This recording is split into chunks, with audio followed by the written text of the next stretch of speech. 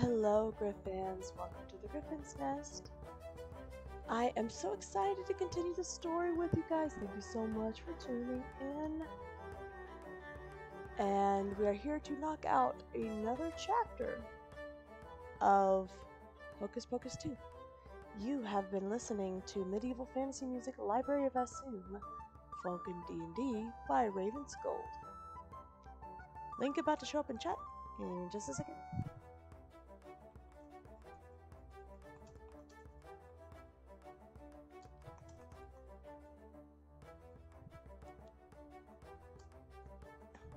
I love how relaxed and laid back this is, at the same time being a sense of adventure, starting up your soul to get ready for the next thing, the next obstacle, the next challenge that's just around the bend. And this was released 5 months ago. Check it out. And be sure to click over to the link to see the lovely image of a ginger elven maiden collapsed from exhaustion from so much studying and analytics of whatever it is that she's researching. Just taking a slight doze. Meanwhile, a little green charm lights up an emerald hue on her left wrist. Will it wake her up? Is it giving her good dreams? Or perhaps is it protecting her from foul forces afoot? And maybe waiting just around the corner of the library to snatch her up and prevent her from rejoining her band of heroes or villains. Oh, like I've said before, I love these pictures. Alright. Today's earrings. Really cool, oversized baby pins or safety pins of the yellow color. I was actually trying to find my golden mermaid ones, but I only found one because I thought it was going to be fitting for what we experienced in the last chapter, with how Sarah was trying to allure Poppy over the phone to her beck and call. And it almost worked, but Travis jumped into action. He knew what was going on. He knew what was up. Alright, let's see what else is new.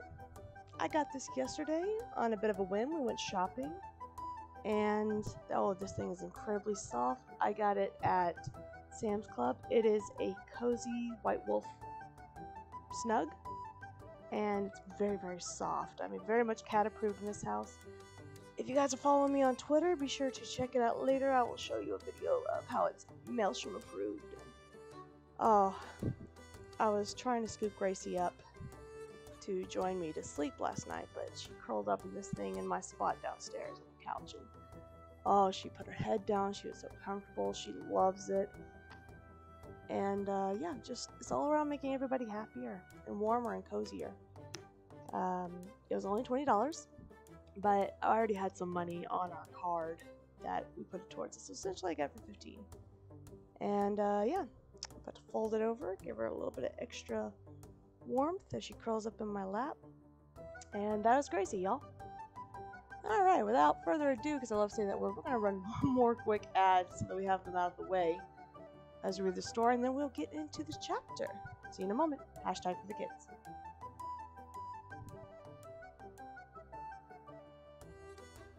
If you are joining and you are not having to worry about that ad or seeing the VOD later, thank you for coming in, and let's see what else is new. Special content.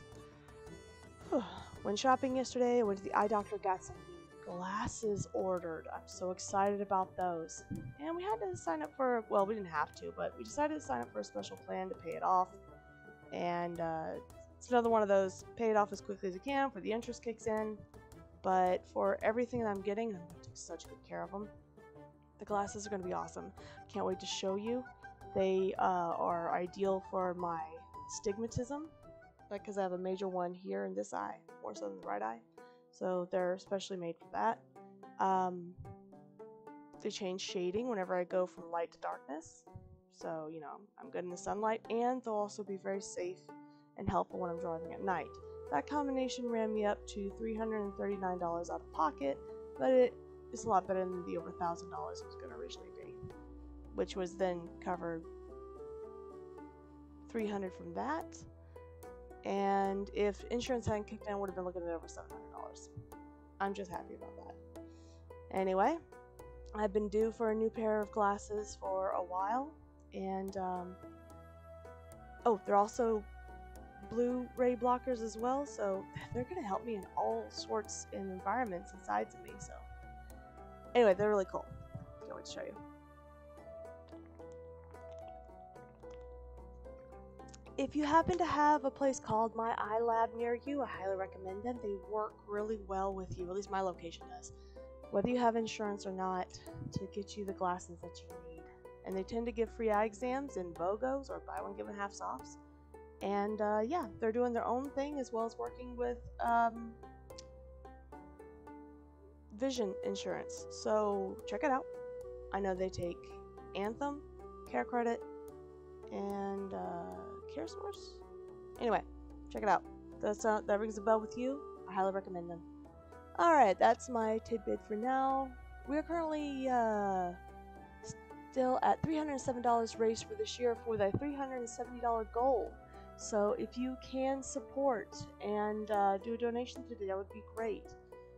Remember, it's absolutely no obligation. What I'm doing here is from the heart and of course for free, but if you can help a child in need here in Atlanta, Georgia, that would be greatly appreciated.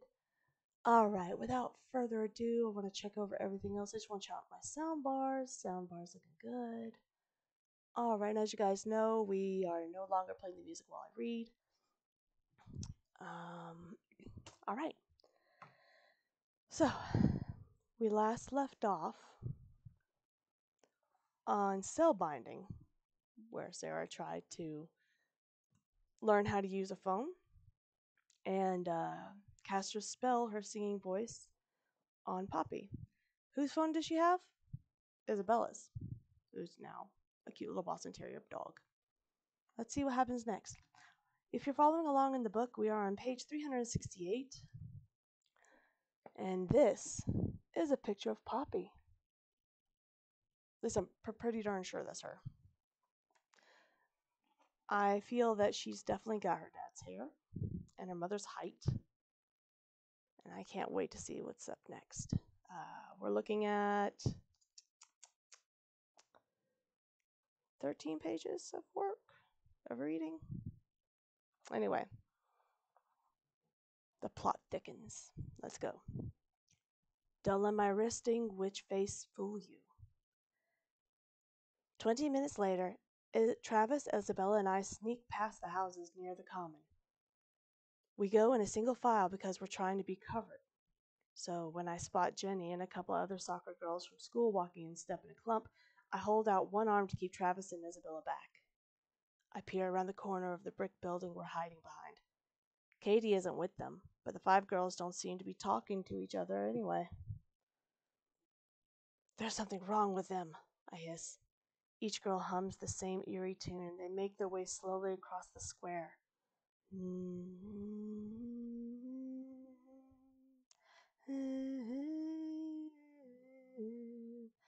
Splitting up to look under park benches and in trash bins. It's freezing outside, but the girls are still in their soccer shorts and flimsy jerseys from Mom's party, and they don't seem to mind the chill. It's the song, says Isabella. Her pointed ears perk up as she tilts her head to make sure. I can hear it. Yeah, it's the angry mob spell to hunt us down, I whisper. Juan wanders into the square, and I jump back so he doesn't spot us. Travis tries to push past me to get to his friend, but I grab him by the lab coat and push him against the wall. Juan continues, his vampire cloak flapping around his ankles. He has a faraway look on his face and doesn't seem to notice us, even though he walks right in front of us. His phone is pressed to his ear, and I catch the faintest trace of a song on his lips past. My mouth fills with the taste of buttercream frosting again, and the need to hunt down the moonstone, the spellbook, and ourselves. I swallow hard and try to block out the sound until he's safely past. I shake my head. The best way we can help him is to get the stone, I whisper. She's right, adds Isabella. Travis nods, looking resigned, but his eyes follow Juan until he disappears down an alley. It'll be okay, I say, and I really hope I'm right. It doesn't seem fair to leave the soccer squad or Juan wandering around the cold and the dark, but then none of this seems fair. Principal Taylor's place isn't far, says Isabella. Once the coast is clear, she trots ahead of Travis and me, venturing out back onto the dark square. We follow her down to the sidewalk along a row of houses, looking left and right. Isabella stops short in front of a charming yet aging house. We're here, she says. The yard is home of several sycamore trees with thick crowns of rounded leaves. Even in the moonlight, I can tell they're turned to bright yellows and oranges with the recent cold snaps. A bed of leaves covers the lawn and drifts onto the sidewalk. I've walked past this house 1,000 times. I've even thought of photographing the contrast of the leaves against the trees' pale, scarred trunks, but I never knew Katie Taylor lived here. Remember, she's a photographer. Pop quiz. Can anyone tell me what kind of things Poppy likes to photograph the most? If you type up the answer in chat, there's 25 feathers for you. I lead us down the walk and cross the front steps with Travis and Isabella right beside me. I can feel their eyes on me as I ring the bell to the right of the white double doors. The sound echoes through the house, and the following pause is long enough that I decide the place is deserted. That or Principal Taylor is actually fast asleep. I turn to my friends. Great. Now what do we do? Travis weighs his phone. Google's got nothing. Oh, wait. He wouldn't mean that in a sing-song voice, excuse me. Google's got nothing. Think, think, think, says Isabella from where she paces on the porch. We turn to go just as a click and a snap tells me the locks on the door are being undone. One of the front doors grumbles and swings open, and we spin around to face it. Principal Taylor is standing there, in slippers and striped pajamas, looking uncertain. Why are you here? Is Katie with you? His eyes swing past us to the empty street. Oh, wait a minute, hold on. We gotta remember who this is. Give me a second to channel this guy. Why are you here? Is Katie with you? His eyes swing past us to the empty street. They search up and down it, linger briefly on Isabella sitting near my feet, and return to mine. She's not. We actually came here because we need your help, I say. My voice breaks when I do, and I wince, angry at myself. I cleared my throat. My family needs your help. Not interested, he says. Have a good night. He slams the door in our faces. So that went well, says Travis. Isabella plants her front paws on the door, scrabbing at it. Principal Taylor, she shouts. Principal Taylor is the mayor's daughter. I'm not leaving until you talk to us. Principal Taylor swings open the door again, examining the lower third of it, then looking back at me. Very clever, Isabella. Don't forget who Isabella is. Well, if you're just tuning in, she's the mayor's daughter. Woof! Woof for mayor. Okay, that's a terrible joke. I'm sorry. I apologize to any of you Isabella fans out there. I'm just getting excited.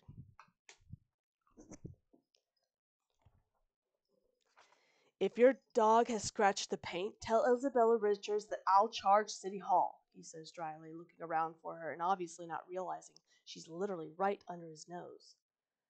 I prickle at hearing him threaten Isabella. Poppy, focus. Mission. We need your help, I say firmly. Please. Not interested, Principal Taylor repeats in a clipped, measured voice. Come on, we just have one question for you, adds Travis. Not you too, Principal Taylor says, narrowing his eyes at him. Yep, me too, says Travis. And I'm quitting Quiz Bowl if you don't help us. Oh! Oh, these kids are smart. Okay, all right. So it's one thing to challenge people politically like this on a personal matter, but an entirely different thing when you are part of the community of a school and you are the members, the students, and you're using your position to shift the weight for, in this case, a hearing, a 2-minute hearing, maybe 5. To ask one question?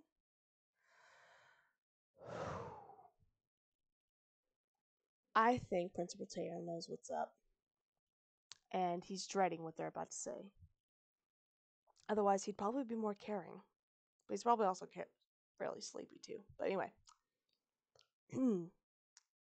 We're national champions, Travis says. I know you used us for funding appeals, or fundraising appeals. I clear my throat. Principal Taylor, I know you and my dad weren't exactly friends growing up, but if you help him now, it's a chance to make up for old times. Please don't leave us hanging. Yeah, says Travis eagerly. We're helping you help yourself. Something terrible is going to happen. Whoop, excuse me, I'm sorry, that's Travis speaking. I was thinking Taylor. They both start with a T. Yeah, says Travis eagerly. We're helping you help yourself. Something terrible is going to happen to Salem if you don't help. Principal Taylor turns bright red and his thin lips twitch. Leave you hanging? Choice words, Miss Dennison, he says. If anyone should have a guilty conscience over leaving anyone hanging, it's your father. For those of you that might be appreciative of being caught up to speed, if you saw the first Hocus Pocus movie and you remember the 2 boys, Ernie and Taylor, they were the ones in the cages. He's still holding a grudge on that. At my look of confusion, he pulls the door open a little wider. Didn't know that about your dear old dad, did you? He asks, raising his voice. Well, he's the one who should be making up for old times. Man, what a grudge. I trailed off, not sure what to say or where this is going. What are you talking about? I did try to get cigarettes and lunch money from your father, sure. I even tried stealing candy from his brat of a little sister, and then loony witches locked me and my best friend Ernie in cages. That was bad enough, but it was Max Dennison who left us for dead on Halloween night, after they summoned those 3 witches in the first place. Never you mind what happened. I falter and look from Travis down to Isabella in shock. Principal Taylor knows the truth about the Sanderson sisters coming back? Principal Taylor was there 25 years ago, and Dad left him and Ernie for dead? That's not exactly what happened. I remember what was inside Max's head at that time. And number 1, he wanted his shoes back. Number 2, they were safer there than he might have realized. Well, good news is you got it in one piece, says Travis sheepishly. I glance back at Principal Taylor. His eyes have gone wild and slightly unfocused, as if he's landed right back at the cage from 25 years ago. He shakes his head at Travis's words. I had no idea, I say. So you know about the Sanderson sisters? Oh, I know about all those 3. After they locked us up, they were going to eat us. If Ernie and I hadn't taken turns screaming, he says, voice rising again, no one would have found us. But we did scream, and they did find us, and then Max Dennison, again, your father, in case this is still not clear, spread a rumor that Ernie and I did it to ourselves, wandering into the old house and thinking it would be funny to get into the cages, then losing the key. And you know what? The whole town believed him. Oh, man. Do you know what that's like, Miss Dennison? To realize people you've known your whole life would rather believe the new kid than believe you? To know that someone would do a thing like that, like leaving you locked away in an old haunted house a quarter mile from town without food or water and then never apologize, never even acknowledge it for 25 years? Why, Ernie moved all the way to Oregon and started a new life as a park ranger. Said he didn't want anyone to be lost and scared the way we were that night. No, no. I don't know Max Dennison or his family squat. He goes to shut the door again. This time I shove my foot in between him and the door frame. Or between it and the door frame. The door bites hard on my boot and I wince. I don't want to believe him, but I saw the cages in the house, and he knows about the Sanderson sisters. This isn't a story someone makes up, and especially not Principal Taylor. I've also never heard him say so many words together at once. I'm sorry, I say, because it's clear someone had to apologize on my dad's behalf. He looks at me, skeptical, and I sense there might be a chance to getting him to help us. We have to ask him if he knows anything about the Blood Moon Stone to get to Winter Island and locate the stone. Right now, we don't even have a car.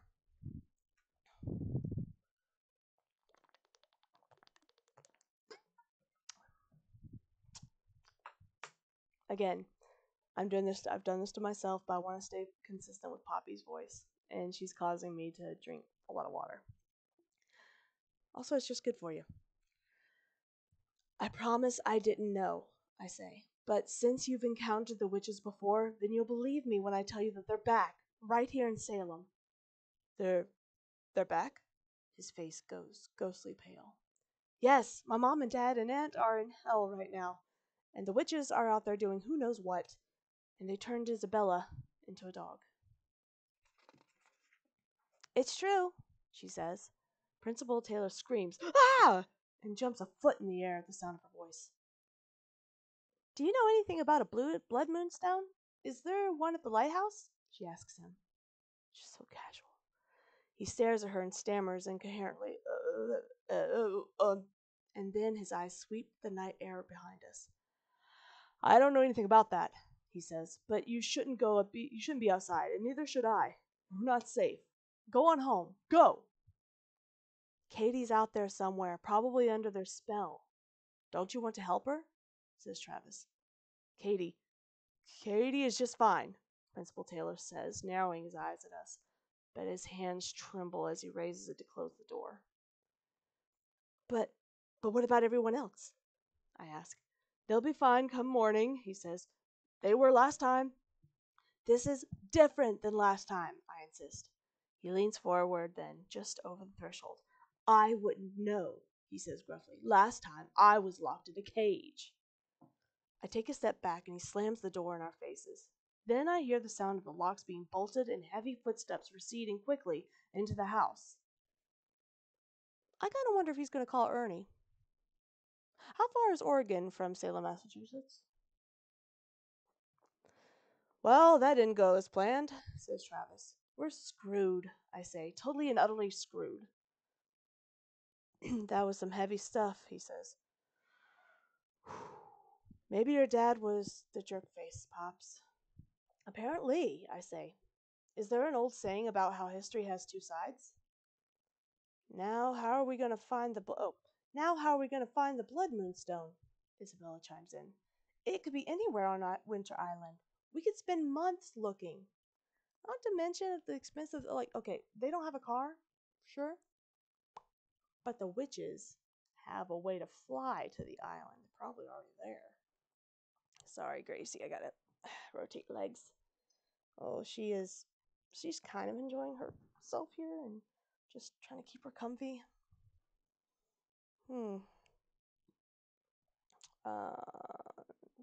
Let's see. I wonder if you guys want to have cat cam for a while. I don't know. You want to be on cat cam for a bit?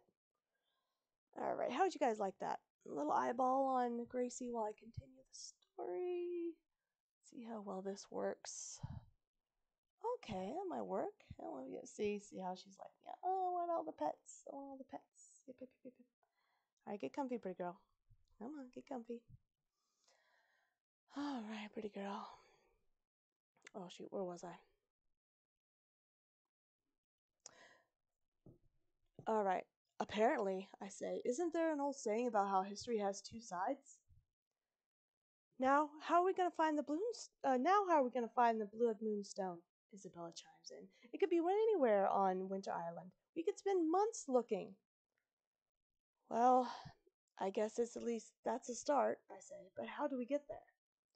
Across the street, 5 little girls skip through the park holding hands. They're all dressed as Tiana, Mulan, Cinderella, Belle, and Merida. Ah, Disney princesses. That's cool. Go, little children, they chant in a creepy, angelic unison. Hither and yon, search in the starlight and up until dawn. Find stone and book with the Sanderson claim. Wrap them up and summon my name. They unlink hands and scour the street, clambering into tree branches and running their fingers through the water of the fountain. Then they come back together, rejoin hands, and start the chorus again. Oh, look, a hint. That's gotta be the least effective and creepiest way to assemble a search party in all of history of man, says Travis. I'm with him on that one. I can't wait to see it in the movie, though. Let's maybe not be in the wide open, suggests Isabella.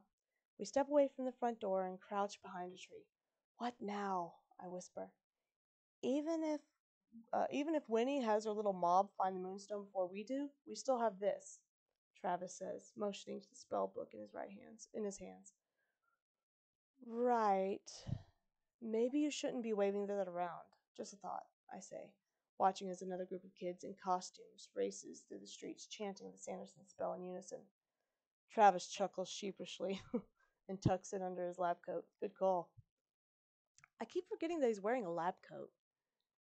50 feathers, if anyone can tell me what his costume is, specifically. Alright. So, we've got to find the Blood Moonstone before their search party does, Isabella whispers urgently. Let's go get to the lighthouse and start looking. One small problem. The lighthouse is miles and miles away up the coast, and we don't have a car, I say. Or a clue on where the peninsula and stone could be, Travis adds quietly. Think, says Isabella, running in tight circles.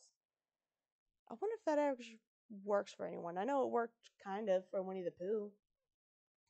Do you guys ever try doing that? Think, whether aloud or to yourselves? Will you quit doing that? It's making me dizzy, whispers Travis. Just then a car pulls up the driveway and parks, and Katie Taylor steps out. She's got warm-ups on under her shorts and a state champ sweater on over her jersey. I'm sorry, I'm just really choppy with that reading. Jeez, you'd think I'm buffering. Her hair is tied up in a ponytail which glows gold in the moonlight, and her zombie makeup has been scrubbed clean. When she sees us, she looks repulsed. What the hell are you doing here? She yells. I freeze, not sure what to say. Travis looks at me, shrugging. Isabella's ears stand up straight to attention. Katie approaches us with her arms crossed. I should have known you'd be behind the zombies, weirdos. This is the last thing I need right now. Oh, wait, excuse me. Okay, I almost skipped a section. I was getting confused. She's lobbing her usual insult, but her tone betrays her. Katie Taylor's definitely freaked out. Oh my goodness. I thought that was muted. Oh well. I do apologize about that, folks.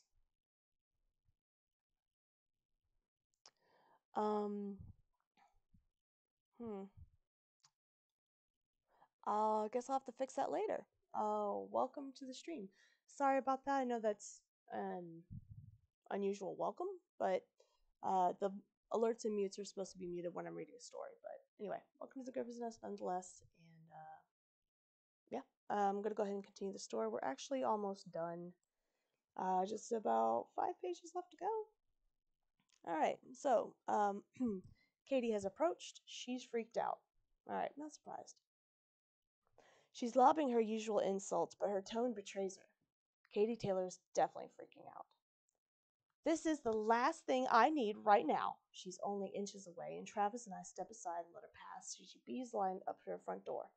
Katie, wait, I start, but Katie cuts me off. No, Dennison! The whole town's gone full Night of the Living Dead, and I'm getting inside before they develop an appetite for brains or something. Get out of my way. I spin around to face Katie. We know. We saw them too. My best friend is acting like she doesn't even know me. People are lumbering around, humming and singing. They've lost their minds, says Katie, turning the key in the lock. Did she get a phone call? I ask. What? Jenny, did she get a phone call?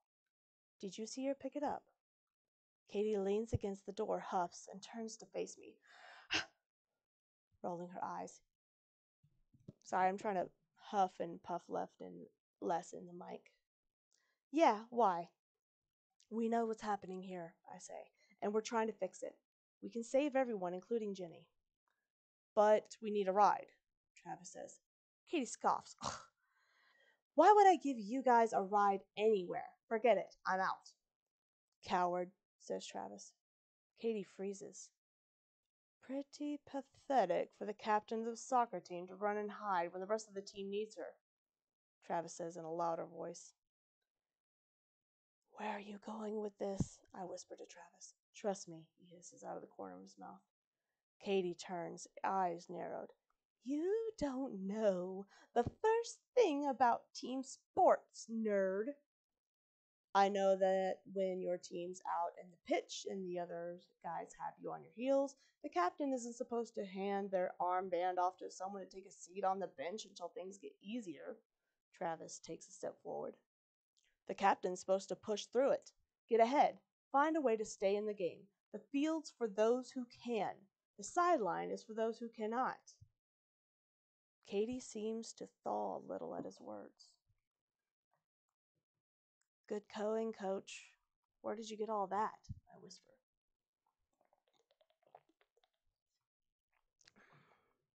I play a lot of FIFA. He whispers back. FIFA. Katie's hand leaves the doorknob and something like resolve comes over her. She moves past us back to her car. Get in, she sighs. But if you're lying to me. She obviously is too worried about Jenny to come up with a perfect insult. She climbs in the front seat and Travis climbs into the back. Katie, thank you, I say. Katie falters, then I realize she's just as shocked as I am that I've thanked her. She recovers quickly, a hand on the open door. Your resting witch face doesn't fool me, sweetie. There it is. I let her snide comment go. How fast can you get us to Winter Island? She considers. Depends on how many kids are blocking the streets. But not too long, I'd imagine, she says. Then she glances at Isabella. But do we have to bring the dog? It's going to shed all over my leather seats. Yeah, I say protectively. The dog's kind of a key to the whole thing. Okay, she says, but you're paying to get the upholstery cleaned. She slams the driver's side door shut. I slide in behind her, and Isabella hops up onto the seat between Travis and me before I close the door. The front door of Katie's house opens wide, and her dad runs down the walk up to the driveway. He's pulling on an old fox leather jacket over his striped pajamas. Katie, you come back inside this instant, he shouts. He stumbles in his slippers, which actually reminds me a lot of my dad's. Katie rolls down the window. Stay inside, Dad. She raises the window and locks the car doors. As she pulls out of the driveway, she mumbles, I can't believe I'm doing this. Oh my gosh. That kind of reminds me of the phrase that's been kicking around with the Hellraisers. Get in, loser. We're going hunting. We're going. Oh, geez, I forgot what it. I've seen so many knockoffs that I forgot what the main line is. Anyway, as much as I want to continue because we're really starting to get into the action, I gotta put it down. Next chapter, which I think I can stream it tomorrow. Come, little children, on down to the bay. That'll be page 383, and we'll be reading through page 403. So about 20 pages. for the next chapter. And you know what? By then, I'm going to have a count for you of how many chapters we have left. I mean, this is how much of the book is left. Out of all this, look how far we've come, guys. Thank you guys so much for joining me. Follow me on Snap. Thank you for the follow. And for anyone watching this VOD in the future, thank you for your time. And any and all constructive feedback is welcome.